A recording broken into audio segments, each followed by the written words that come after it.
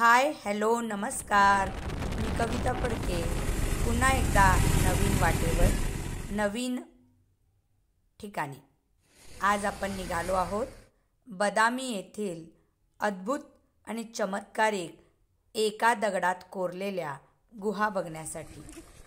इथे आपल्यासाठी पार्किंगची व्यवस्था दिसत आहे। जे चित्रात बघितलं, जे मनात साठवलं ते डोळ्यांनी बघावं म्हणून आम्ही मैत्रिणी आजचा हा प्रवास करत आहोत। बदामी बागलकोट जिल्ह्यातील एक तालुक्याचं ठिकाण। याचं पुरातन नाव वातापी होतं। वातापी या राक्षसानं या भागावर उच्छाद मांडलेला। त्याला संपवण्यासाठी अगस्त्य मुनी इथे आले असता त्यांनी त्याला अगदी चाणाक्षपणे जेरबंद केले, म्हणून येथील तलावाला अगस्त्य तलाव म्हणतात। बदामीच्या गुहा खरोखरच अप्रतिम असून मोठ्या लाल रंगाच्या दगडात कोरलेल्या। बदामी दक्षिण भारतातील एक नामांकित राजघराणं। त्यांनी इसवी सन 6 ते 12व्या शतकामध्ये राज्य केले। पुलकेशी प्रथम याने या राजघराण्याची स्थापना केली। त्या काळातील राजा लोकांनी चाललेली ही वाट, त्यांनी स्वतः थांबून करून घेतलेली ही कलाकुसर बघण्यासाठी आपल्याला इथे गाईड मिळतात।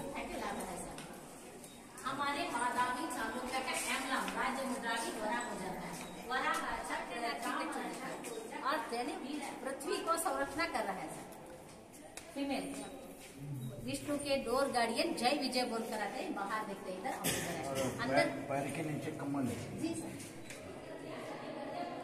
One thing you will find here if you visit that all the temples are not having any statue of God because during some invasions these temples got disturbed.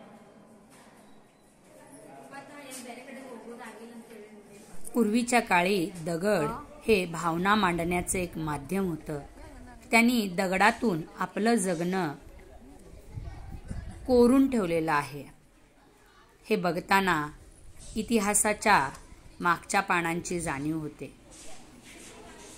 सुंदर असं कोरीव काम, विष्णूच्या वेगवेगळ्या रूपाचं दर्शन त्यांनी इथे आपल्याला दाखविलेलं आहे।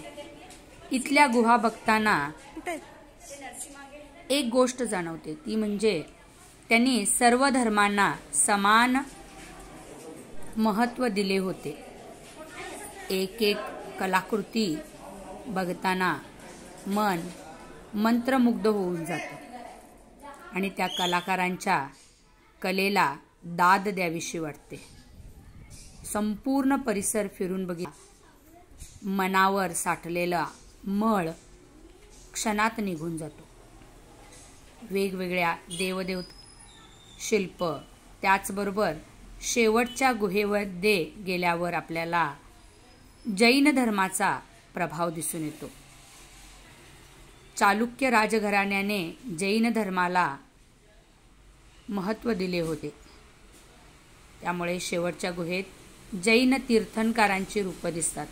इथून त्याला जायचा मार्ग आहे, त्यांनी तो सध्या काही कारणास्तव बंद ठेवलेला आहे। यानंतर अगस्त्य तलाव आपण बघत आहोत। यापुढे आपण बदामी येथे असलेल्या म्युझियमला भेट देणार असून इतिहासात राहून गेलेल्या गोष्टी इथे त्यांनी जपून ठेवलेल्या आहेत, त्याचे निरीक्षण करूया। यातील सगळ्यात महत्त्वाची गोष्ट म्हणजे लज्जा गौरीचा एक स्टॅच्यू त्यांनी इथं ठेवलेला आहे, तो आपण इथे बघू शकता। आत व्हिडिओ शूटिंगला मनाई असल्यामुळे